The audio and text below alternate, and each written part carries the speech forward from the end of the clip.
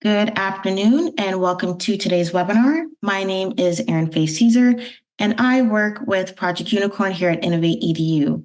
I will be facilitating this webinar, Empowering the Education Ecosystem with the NETP, where we will be discussing the Office of Educational Technology's National Educational Technology Plan and its call to action in closing the 3 digital divides in education. Today's webinar will go as follows: introductions, an overview of InnovateEDU, an overview of the National Educational Technology Plan, panel questions for our speakers, an audience Q&A, and then we'll close with links and mentioning how to stay in touch with these organizations and these projects. Please feel free to submit your questions in the Q&A chat at any point during the webinar, and you can find the Q&A button between the chat and participants icon in the toolbar below. This webinar is supported by 3 projects under InnovateEDU: Educating All Learners Alliance, also known as EALA, EDSAFE AI, and Project Unicorn. InnovateEDU is a national nonprofit organization aiming to catalyze broad sector change in education. We aim to bridge the gaps between data, policy, practice, and research to accelerate innovation for an equitable and inclusive learning future. Our teams envision a learning ecosystem where all learners can access resources for global, societal, and economic success, united under the banner of equity in education.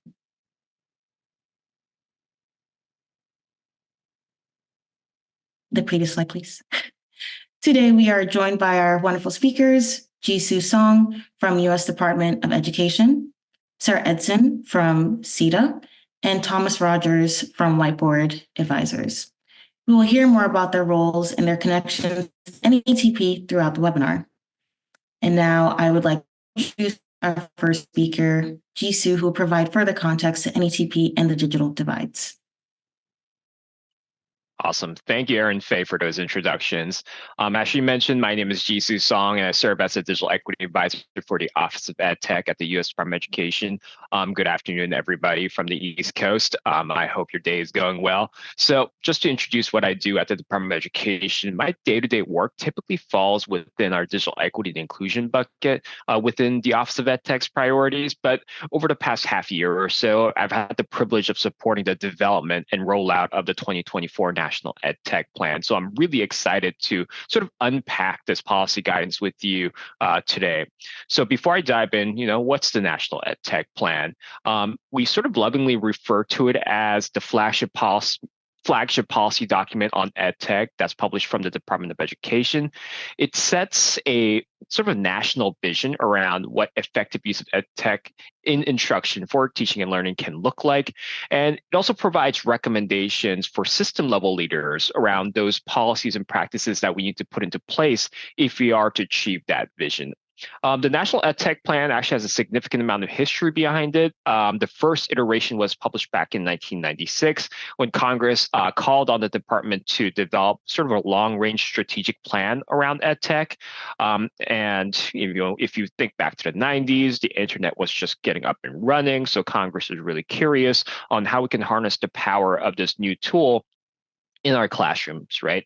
Well, a few things have happened since the 90s, right? So thankfully, we've had the opportunity to update the National Ed Tech Plan every 4 to 6-ish years. This one came a little bit later than usual. The last iteration came up in 2016, 2017. So we're really fortunate to have the 2024 National Ed Tech Plan out and able to share with you today. So if we could go to the next slide. I invite you all to reflect on these 2 questions throughout the next 45 minutes to an hour. What's one obstacle that might be holding back the full potential of EdTech for teaching and learning in our classrooms or other learning settings? And on the flip side, what's one success that you've observed in harnessing the full potential of EdTech for teaching and learning? So just reflect on these 2 simple questions as you listen to me, as well as our panelists over the next 45 minutes to an hour. Next slide, please. And thankfully, the National Ed Tech Plan has garnered significant amount of interest since its release about 2 months ago at the White House. We've been trying to make sure that the Office of EdTech makes ourselves available at presentations like this to make sure that the National EdTech Plan doesn't just live as a PDF on the Office of EdTech webinar, but it reaches our intended audiences, who are those systems level leaders. So when we were doing introductions before the webinar launch, I'm glad that we saw some district leaders in the chat. So I hope that you all will take away something from the next 45 minutes to an hour. You can see the download numbers. Help us get those numbers up. We'd love to see 100,000 page hits in the next couple of weeks. So help us get those numbers up, download the resource, and let's unpack it together. Next slide, please. And the NETP has received kudos from a variety of organizations and associations. One common thread that we've seen folks really like from this version of the National EdTech Plan is the emphasis not on just the technology part of it, but empowering our teachers. And the focus on not just deploying technology in our classrooms for the sake of deploying technology, but taking a more thoughtful approach to it. So glad to see those words of appreciation from various friends in the EdTech ecosystem. Next slide, please. So that's the introduction about the National EdTech Plan and what folks have been saying about it. Let's dive into the core concepts. And to help you do so, imagine this following scenario, right? Imagine an 8th grade student that's sitting in her science classroom, right? Let's call her Jane today. Today, Jane's learning about what's a typical 8th grade science topic: forces, energy systems, motion, those kinds of things, right? Jane's been giving a textbook to read about those concepts. And next week, the teacher is going to give a quiz about some of the items in the textbook. Or maybe Jane attends a one-to-one school and the concepts are part of an online textbook that's integrated into a district-wide learning management system, right? One thing to know about our fictional student Jane is that she has a reading disability, and that has her reading a little bit below grade level. So she's frustrated and she's struggling to understand the material in the textbook. She's worried about the quiz coming up next week. Next slide, please. So Jane's situation illustrates the 3 digital divides that form the backbone of the 2024 National EdTech Plan, which are the digital use divide, digital design divide, and the digital access divide. So I'll go through each one of them and examine how they show up in the case of our student, Jane. So first, we have the digital use divide, which exists between students that are asked to use technology for active, analytical, creative learning experiences that are supported by the learning sciences versus those who are asked to use technology in much more passive ways. This divide, I feel, was made really apparent during the pandemic as teachers had to rapidly shift their paper and pencil exercises into an online space. Research indicates that students from marginalized backgrounds, our students from low-income families, our students of color, are really impacted by this divide. They are subject to more passive uses of technology in their classroom. And in the National EdTech Plan, we note that in some cases, even when a given school or a district may have more access to technology compared to peers, students at that sort of community may still be subject to only passive uses. So let's think back to our student Jane, right? Even though she may have access to an online textbook, right? There's a technology piece. The learning experience is still very passive, right? The expectation for her is to simply absorb knowledge from a static piece of content, whether it's digital or not. Next slide, please. So the National EdTech Plan recommends several action steps to bridge this divide, beginning with the end vision in mind. How can we develop a portrait of a graduate that lays out the expectations for what competencies, what skills we want students to leave our K-12 systems with? And then supporting students to be co-designers of their learning experiences, right? How might we provide them with some agency in how they learn so that they are more engaged with the learning experience overall? And implementing measures of success that are aligned with those goals. Are we speaking with students about their experiences as a learner? Are we taking an audit of instructional activities to see if they only leverage passive experiences? Are we just, getting data on whether or not a piece of ed tech tool gets used and not really diving into how it gets implemented in the classrooms? So some of the things that are discussed in the NETP. Next slide, please. So the second piece is the digital design divide. This is the unequal access to training and support for educators in integrating ed tech effectively into their teaching practices, right? The National Ed Tech Plan also encourages a focused attention to the Universal Design for Learning, or UDL framework, in that professional development. For those of you that might not be familiar with the UDL framework, it's a research-based framework that was built with the needs of students with disabilities in mind, but it can really be a powerful tool to create personalized learning experiences for all students. It advocates for providing students with multiple modes of representing content, engaging with them, and multiple modes of expressing knowledge as well. And as we know, as educators and education leaders, technology can be a really powerful tool and vehicle to provide those multiple modalities for representation, engagement, and expression. So let's think about our student Jane, right? The learning goal that was before her was to understand forces, motion, those kinds of concepts, right? How might technology have been used to provide different ways of representing, engaging, and assessing, right? Even with her reading disabilities, let's say, maybe one of her greatest assets is her capacity for creativity, right? So could she have been provided with other modalities other than a digital textbook, like podcasts, videos, multimedia, to get that content? Could she have been encouraged to demonstrate her learning, not just through a static quiz, but through a presentation, a video, simulation, something else? And was her teacher provided professional development and ongoing coaching, to use Universal Design for Learning framework as a foundation for their instruction? Next slide, please. So some of the slide before, I spoke too soon, sorry. So some of the actions to bridge the digital design divide that the National Ed Tech Plan calls for: a sustained attention to professional development that's not just one and done, but ongoing and job embedded, as well as a focused attention to Universal Design for Learning in that professional development. How can we help our teachers become informed designers of active learning experiences that are grounded in UDL? Next slide, please. And then the third piece is the digital access divide. And I feel like this is the term that folks most often think about when they hear the digital divide in media and in the news, right? So this is the inequitable access to high-speed connectivity, quality devices, and digital content. But in this iteration of the National Ed Tech Plan, based on what we heard from our stakeholders through various listening sessions and interviews, we knew that we need to go further than those baseline things. We needed to include two additional things to close the digital access divide, which is first, accessibility, so that students with disabilities can also engage in technology-empowered learning experiences, as well as digital health, safety, and citizenship. My colleague, Zach Chase at the Office of Ed Tech, who had a critical role in developing the 2024 National Ed Tech Plan, makes the analogy between digital health, safety, and citizenship instruction and driver's ed, right?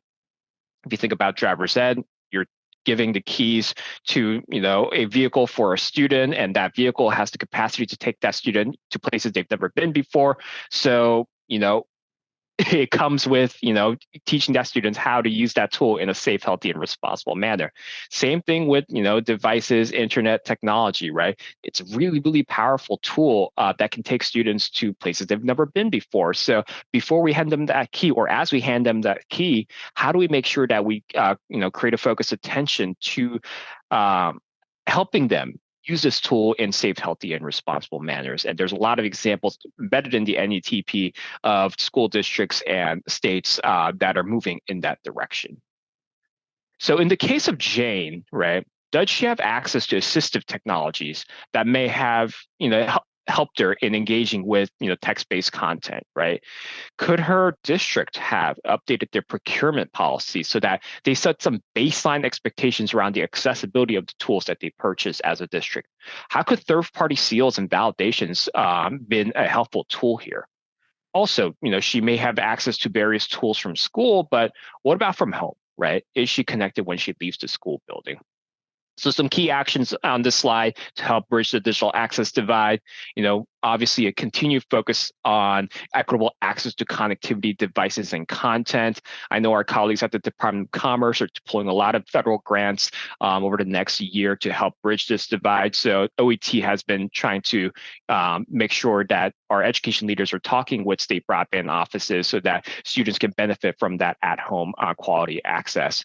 Also, as I mentioned, building baseline expectations of accessibility features of different EdTech tools, and developing some clear expectations and plans around supporting students' digital health, digital safety, and digital citizenship education. Next slide, please.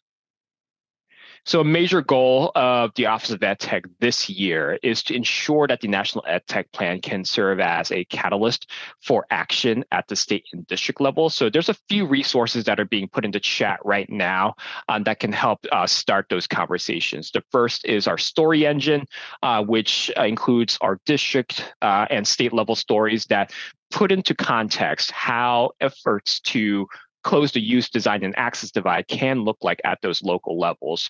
The appendices of a federal policy document can sometimes not be the sexiest things to read, but I feel like this appendix is different, right? Because did a really good job sort of synthesizing the major recommendations from the National EdTech Plan into actionable steps for states, districts, and school leaders. So check out those appendices at the end of the National EdTech Plan if you don't have time to read through the full thing. And then just before South by Southwest EDU, we published a new blog with some reflections for the EdTech vendor community, right? How can they integrate efforts to close the digital use, digital design, and digital access divide as they develop and deploy different tools and work with districts to get them out there. So that's everything from me as far as an overview of the National EdTech Plan goes. I hope the panel discussion that we have prepared for you will help you arrive at some concrete ideas about how you all can transform the National EdTech Plan's recommendations into action. So Erin Fay, I'll pass it back to you briefly. Thank you for that, Jisoo. Thank you for breaking down the NETP. Like Jisoo mentioned, we have placed the links to everything regarded in this interview in the chat. Now we will formally have our speakers introduce themselves and their connection to the NETP. And before they do that, we want to remind everyone to please leave your questions in the Q&A chat at any point during the webinar, and we will take some time to answer them after our questions for the panel. And we will start with Sarah Edson. Thank you, Erin Fay. Hi, everyone. My name is Sarah Edson.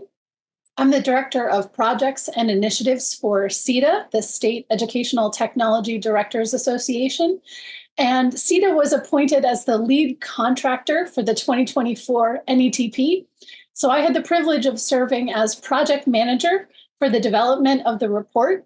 And I was able to help coordinate our efforts with our wonderful project team that included Learning Forward, Project Tomorrow, InnovateEDU, and Whiteboard Associates. I'll pass it over to Thomas for an introduction. Whiteboard Advisors, excuse me. I'm Thomas Rogers, a Senior Vice President at Whiteboard, and I lead the K-12 communications team, and so worked with the NETP project team on getting the report out there, sharing it with reporters, and just overall increasing the attention. I work with a number of edtech companies, and so have that added perspective of what the conversations around the NETP look like from them. So excited to talk more about that. Awesome. Thank you for those introductions, Sarah and Thomas. Again, as you heard, both of them played a really critical role in the development and rollout of the National EdTech Plan. So you all are in really good hands for this discussion. So let's start with some of the questions that I've prepared. If we could go to the next slide, the first question. Sarah and Thomas, we can go in any order that you feel comfortable with. What's your connection to this work, professionally, personally? Why are the recommendations in the National EdTech Plan important to the communities that you all work with on a daily basis?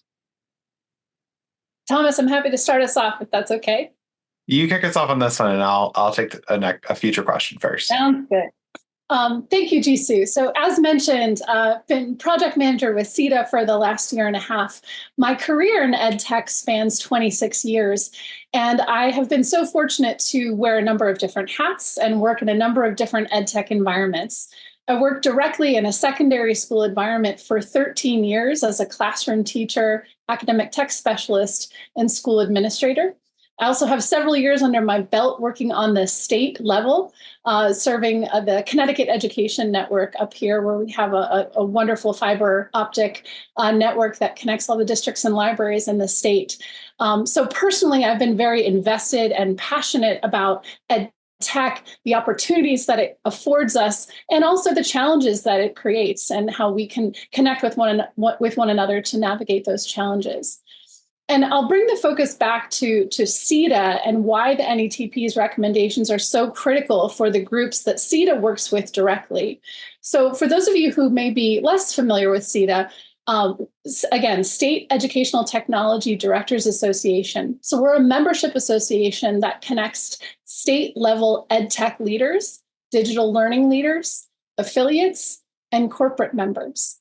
And it's really important for each of those groups, each of those organizations, to have a clear vision for digital learning, what it can be, and what the results ought to be. So whether you're supporting local education agencies at a state education agency, whether you're an affiliate, also providing that local support and kind of bridging between state level leadership and local control, or whether you're a solution provider and developer, having a clear sense of the shared goals to which we're collaborating together to advance toward is essential. What's also really important about the recommendations from the NETP is that they are meant to be adaptable and made customizable for local needs and resources. We know that education is essentially local.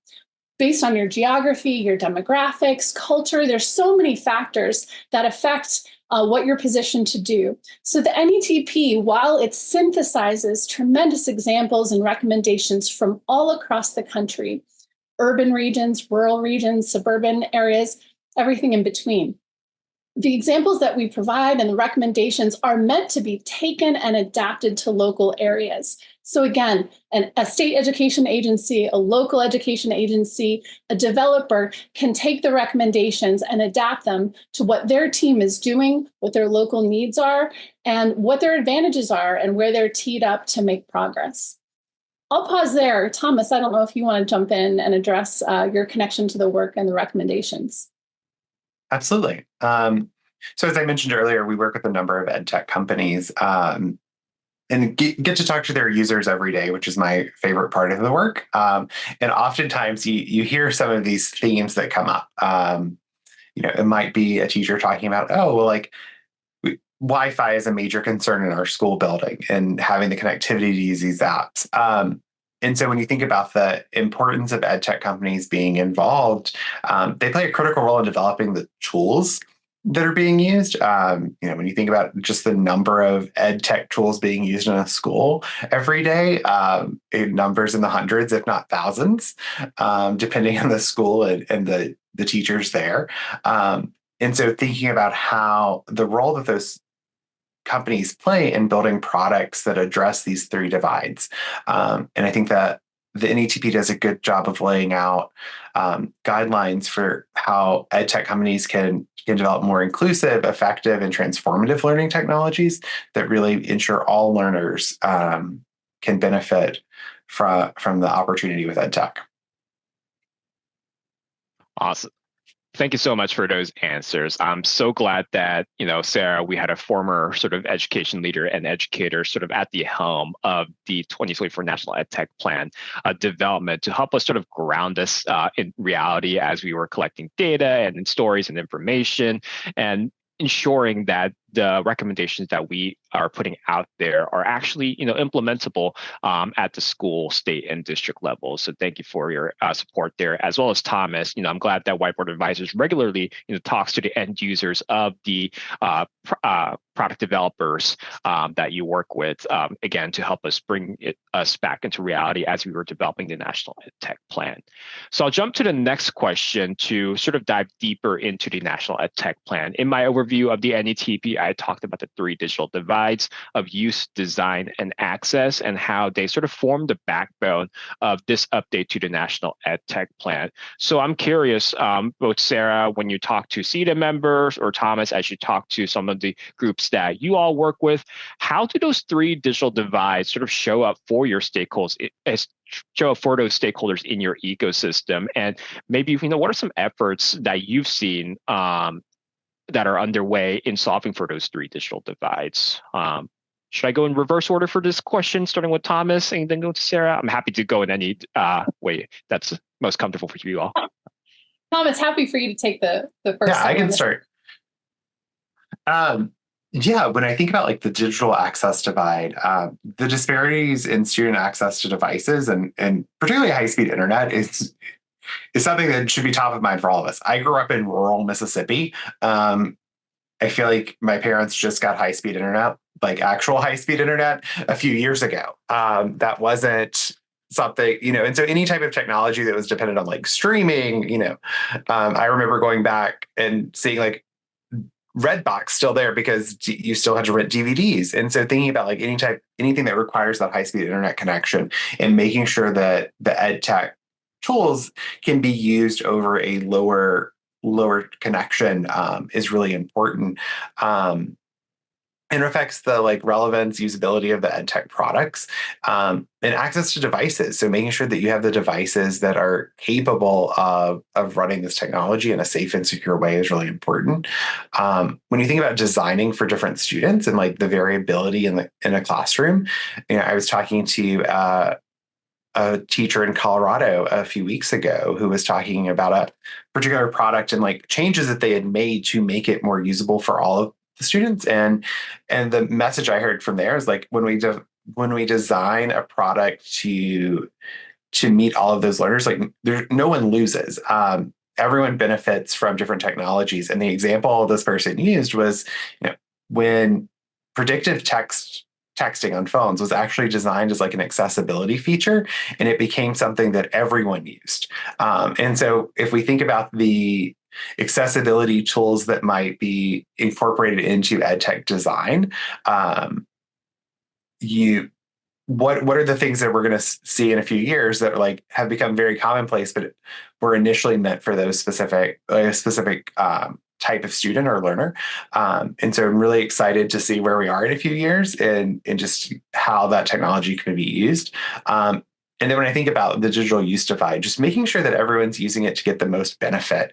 It's not just sitting there and using like passive consumption of ed tech and content being delivered over a computer, but how students are using technology for creative and analytical purposes. And I think that's really, really the most promising area. And we increasingly see, what might have started as a platform for delivering content has now built in features where students are able to showcase their learning in different ways. So, Sarah might learn by, writing a summary of of the content that she's consumed, whereas Jisoo wants to make like an interactive movie with his summary and moving parts. And those are both different ways that ed tech can help students share what they've learned and really hold on to that information. Sarah, I'll pass it to you. Great. Thank you, Thomas. So as I think about SETDA members and each of the buckets, the 3 digital divides, when I think about access, I think that's the divide that has been talked about the longest time. In fact, for many years, we referred to a single digital divide, the digital divide, and most often it referred to this digital access divide. So I think in some cases, there can be an incorrect assumption that divide is in pretty good shape. That's the one that's fixed. What I think the report does a good job of is dissecting the components of the access divide. And even in states like the one that I reside in, Connecticut, where we have this this powerful fiber optic access with a drop at each district, it may give on paper one view of the state and student connectivity, but there are additional questions to ask, right, about home access. So it's wonderful if students on premises have access to high-speed internet and sufficient bandwidth, and they've got updated devices that are working well. But what happens when they leave school campus? What happens when they go to an after-school area, or they go home, or they go to a public library? What does access look like? And as Jisoo mentioned, we don't stop at access as just having sufficient bandwidth, right? Access is about, yes, adequate high-speed connectivity in all places all the time, but it's also making sure that devices are updated and refreshed and sufficient for the learning task. We know so many young people, right, have phones and small mobile digital devices. But again, we should continue to think about what defines sufficient access. So phones are powerful, and I use mine all the time, right? But when you think about these powerful active learning examples to which we want to strive, it's not just about reading and scrolling and downloading and that passive activity. It's about creation and collaboration, which sometimes requires more power in the device, a bigger screen, things like that. So where I see these divides showing up with SETDA membership and sort of the complexity of it is we need to be pushing our thinking about each of these divides, and we can't become complacent because there are some statistics that are promising, right? Especially around that access divide. So we want to make sure that in terms of devices and connectivity, and that education around digital health, safety, and citizenship, that all of those are there in sufficient levels to ensure that access is what we want. Because once we have access, we then can begin to talk in earnest about closing those digital design and use divides. Where I will think about the digital design divide is some states have a portrait of an educator or some version. Perhaps it hasn't been updated since before COVID. And what we're already hearing from states is saying, again, that backwards design emphasis in the 2024 NETP, begin with the end in mind. What do you envision for a successful educator in your area? What do they need to be able to know and do? And what are the supports that you've put in place in the systems you've created to ensure that every educator is set up for success? So some states maybe don't have a portrait of an educator, and the report is really pushing and encouraging them to develop one. We've also heard from some folks who said, yeah, we've got one, but I think it was authored circa 2015. And we know how profound the changes have been in the last few years. We know that there's this perception that emergency remote teaching is digital learning. And we know that that's just a falsehood. So what I'm also seeing is that some states are realizing it's really important that we get on top of this vision of success with the end in mind, not only around the design divide, but around the use divide. The last thing I'll just say about the use divide and where we're seeing it show up is you might have a region where they've invested in a statewide or district-wide subscription to a service. And that's wonderful because that could present cost savings to the districts. It can improve access, again, to these solutions that we know are beneficial. However, we can't get complacent again and think that just providing access and just providing cost savings in terms of dollars is sufficient. It's the classic, if you build it doesn't necessarily mean that they will come or that there will be success. So we need to make sure that before procurement happens, that there's sufficient research and evidence to demonstrate that that investment, whether it's district-wide or statewide, is going to result in the student outcomes that you're hoping it will. And you need to make sure, back to that digital design divide, that as you procure these solutions, you're creating the time and the space and the support system for educators to learn how to effectively leverage that solution you've invested money in. So I could talk about this for quite some time, but I think I'll pause there because there are a number of different ways that these divides are showing up among SETDA members. And we're really excited to be creating space for our members to connect and work together to address these challenges. Thank you. Thank you for those reflections. I just want to hit on two things that you all mentioned. The first, I think it was Thomas that mentioned the use divide and how the vendor community is talking about that. OET recently had a chance to convene a small roundtable of some EdTech developers at South by Southwest EDU.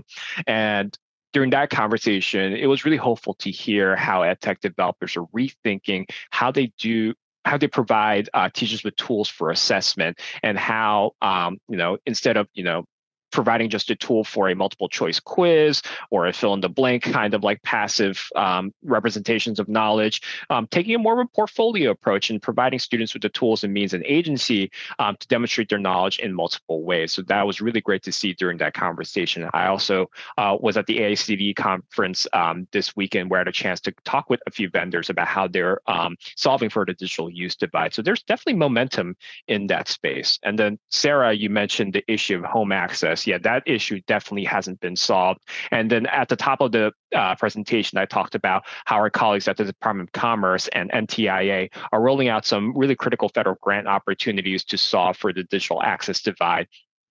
And it's been really great to see, as OET takes a look at state plans, states making a lot of different commitments to working directly with the education sector, K-12, adult ed, higher ed, to make sure that we're closing the divide for learners furthest from opportunity. So again, really, really great to see that there is a response from the field to the recommendations made in the National EdTech Plan.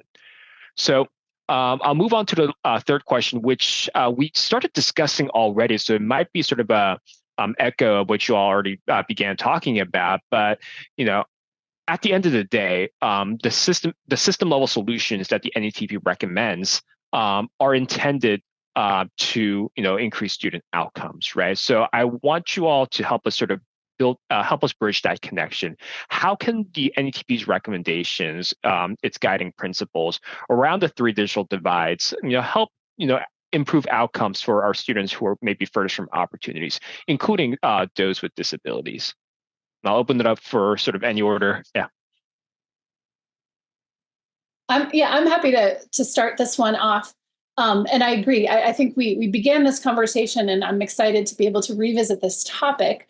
For those of you who've had some time to look at the plan, hopefully you've recognized that the principles of universal design for learning, that is the three pillars of providing multiple means of engaging learners in the learning process, multiple means of providing information and information presentation, and then multiple means of demonstrating understanding.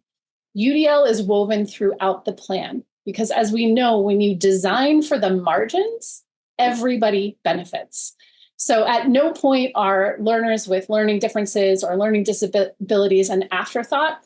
And that's not just because it's a good thing to do ethically, but we know that designing from the outset for those who've been historically marginalized and centering them, you're going to build better systems and products and ultimately create better outcomes. So UDL is woven throughout this plan very intentionally, so that as we close these divides, we're centering those who have the greatest needs historically, and by rising to meet their needs, then everybody, including those who are considered mainstream or kind of in the middle of that bell curve of learning, everybody ends up benefiting. I'll pause there. Sarah, I agree. It's also about going above and beyond. I think oftentimes we'll hear from people, whether on the topic, it's like, oh, well, I meet the legal requirements for accessibility. And when you think about how long it takes for any type of regulation or laws around tech to be updated, and they just don't keep pace with the speed of innovation. And so it's about going above and beyond to make it as accessible as possible. And I really think the thinking about UDL helps edtech companies really accommodate a wide range of learning styles and abilities. Awesome. Thank you so much for those reflections. I'll move on to the last question that I've prepared. I mentioned at the top of my presentation that a major goal for the Office of EdTech this year is to make sure that the National EdTech Plan can really serve as a catalyst for action at the state, district, and local levels. So we'd love for your thoughts on how the National Ed Tech Plan can be translated into action. And in answering this question, examples always help. So are there specific success stories from the field that you'd like to highlight that folks might be able to replicate and learn from?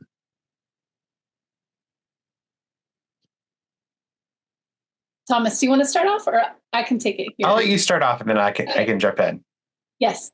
Well, thank you for this question, Jisoo. I know it's a tremendous point of pride from the project development team with NETP that we very intentionally included examples from the field from all 50 states, several territories, including Puerto Rico and Guam, also the juvenile justice system.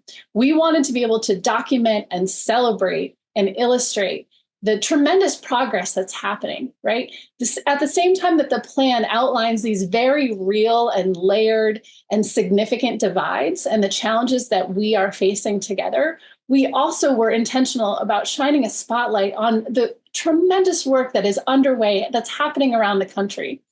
And what I'm also particularly proud of with those examples from the field is we didn't just document the shiny, successful outcome, because that is limited in terms of how helpful it is, right? You might be sitting there from a rural district reading about a great success that someone over here with a different set of resources had. And you might be like, oh, great, I'm really happy for you. It must be nice. Like, how is this going to help me?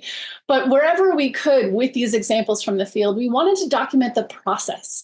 We wanted to be able to define the problems that people were facing in different regions and in different learning environments, and to document the process so that you can say like, oh, okay, our challenges may have some similar threads. There may be some different nuances based on where we are and the unique challenges to where you reside. But being able to see the process and, of course, the contacts, the people behind these efforts is what we really wanted to be able, the report to illustrate and provide opportunities for folks to connect. So we're incredibly excited about these examples. One example that comes to mind, it's more from the state level, again, wearing my SETDA hat. It comes from Illinois. And we learned that they simply didn't have enough instructional coaches to be able to provide that support to close that digital design divide, and to be able to provide that additional support for the educators there. And what they came up with was this innovative sort of borrow an instructional coach model. I totally butchered whatever they actually called it. But it was a system where if in one district or one region, they didn't have dedicated staff covering this teacher support role, how can state leaders perhaps design or implement a program where instructional coaches from different districts can be made available to others who may not have the dedicated FTE in their region? So I love just seeing the ways that people have responded to their local needs, their local challenges, their local strengths, and have come up with some really creative out-of-the-box solutions and examples.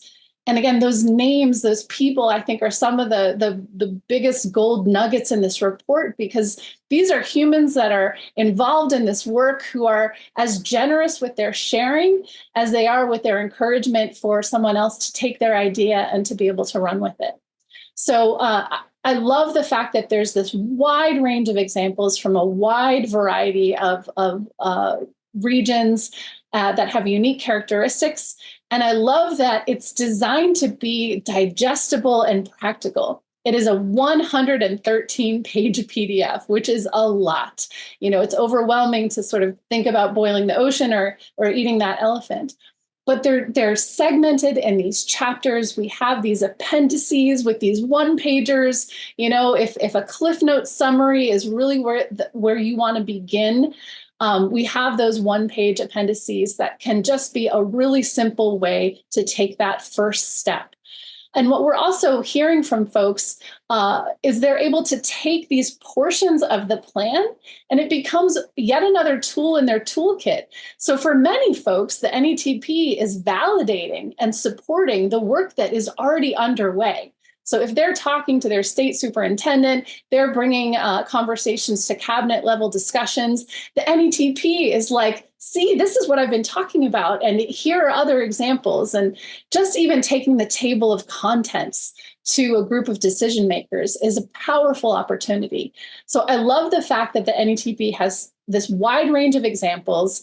It's designed to have these kind of bite-sized chapters and sections and these supplementary sections that can also be a simple way for someone to dive in to a plan and a report that addresses incredibly complex systems.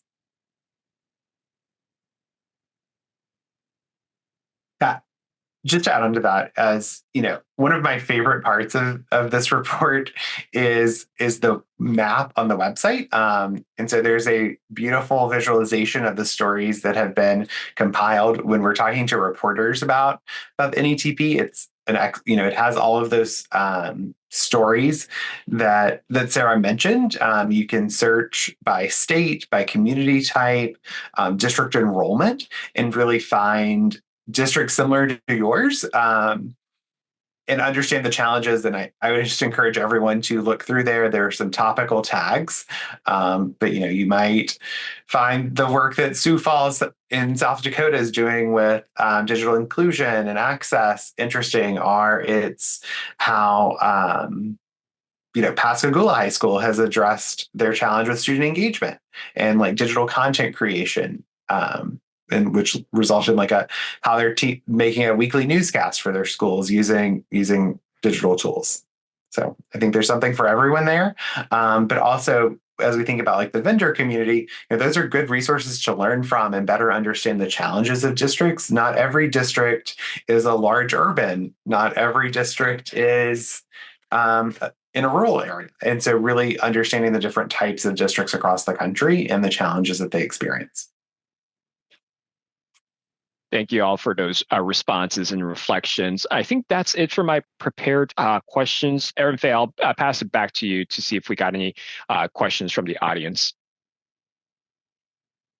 Awesome. Thank you, Jisoo. Thank you, Sarah and Thomas, for your insight and detailed responses. And thank you, Jisoo, for moderating that wonderful panel. We will be moving on to some Q&As that we got recently. So I will start with the first question. Is there/will there be an NETP audit or formative evaluation that states LEAs and EdTech providers can use to determine gaps and build a roadmap to closing them? And Sarah, Thomas, either one of you, and GC, you can even hop in there too, if you want.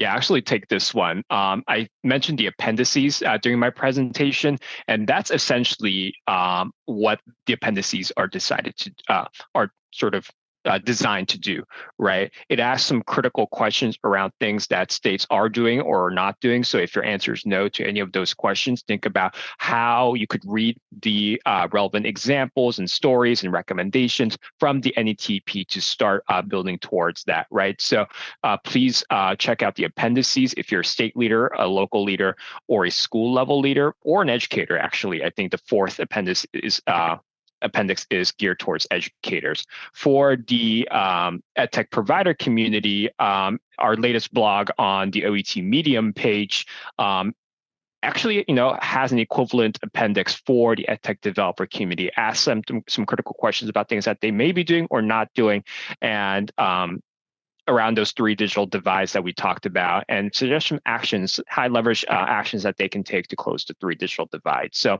appendices and the EdTech developers blog, please take a look at those for an example of that tool. Thank you, Jisoo. The next question we have, if I'm not a decision maker for my school or district, how can I still make an impact in bridging the digital divides? Yeah, I'm happy to start with this question, as it's one that I can think connects to my own professional experience, right? So we know that grassroots efforts and individual leadership are still incredibly important. So if folks don't necessarily see themselves as impactful decision makers, they're not in a district leadership role or maybe not even a school building leadership role, I would still encourage folks to not underestimate the potential impact of grassroots efforts and individual leadership. So, for example, we've seen such profound results from individual teachers that are stepping up and leading professional development efforts.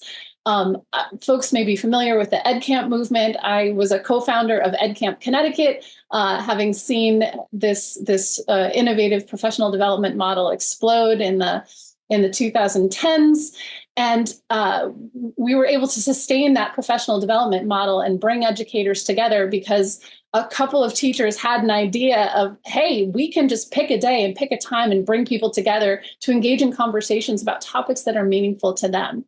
And that didn't take any kind of top-down funding or permission. I mean, some folks do have to get permission to host an EdCamp, but beyond that, the barrier to entry is not significant, but the impact can be immeasurable.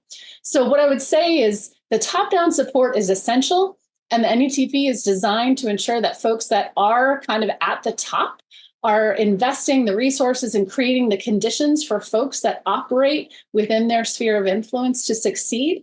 But folks that are, on the ground, the potential impact of their individual leadership, their grassroots efforts, and their advocacy can be incredibly strong and powerful. In fact, some of the results that we chose to include in the NETP are not from these massive, shiny, slick, media attention headlines. It can be from one or two folks who have a great idea and are willing to pilot it.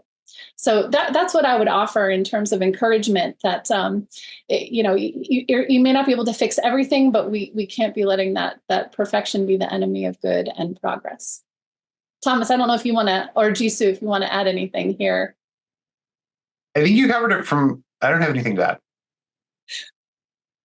I'll just echo what you said. System level change often begins with one or two very good questions being asked to the right people, right? And I think there are examples of that embedded in the NETP. I forget which district it is, but they were trying to better serve a family whose student had visual impairments. And they asked themselves the question, like, how do we better serve the needs of this specific student?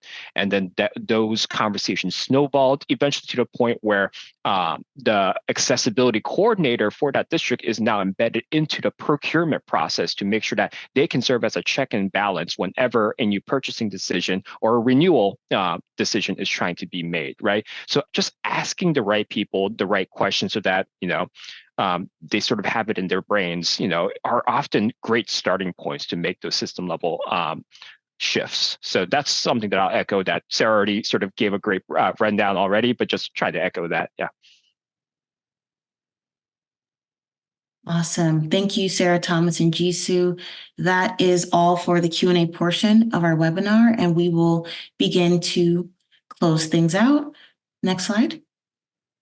And we just wanted to give the audience a brief description of each teams that you have representing InnovateEDU today. And I will start with EALA, Educating All Learners Alliance. EALA is a unique coalition dedicated to sharing resources and building communities to support the education of students with disabilities. They provide searchable resources, expert access, a tech library with accessible edtech features and practical examples. We dropped the link for EALA in the chat if you want to stay updated and learn about any of their new projects going on. You can click the link and stay updated. Next, we have EDSAFE AI, which is led by a steering committee of top education and tech organizations aimed to promote safe, accountable, fair, and effective AI use in education. The Alliance addresses key educational policy challenges, focusing on policy development at all levels and supporting the field through a national network of policy labs and a pioneering fellowship. Again, you can click the link in the chat, or you can scan the QR code that is on the screen right now. And lastly, we have Project Unicorn, which is a mission centered around K-12 interoperability and pushing the K-12 sector forward. We strive to build a community of innovators advocating for secure interoperability, determining shared priorities, fostering partnerships with schools and vendors, creating demand, and educating buyers on the total cost of ownership. As mentioned previously, we have the links to all of these different projects in the chat, and we want to thank you for joining us today. We hope this webinar has been informative and address any questions you may have about the NETP and its call to action, closing the 3 digital divides in education and empowering the digital ecosystem. We hope we enjoy the rest of your Tuesday, and we hope you stay in touch.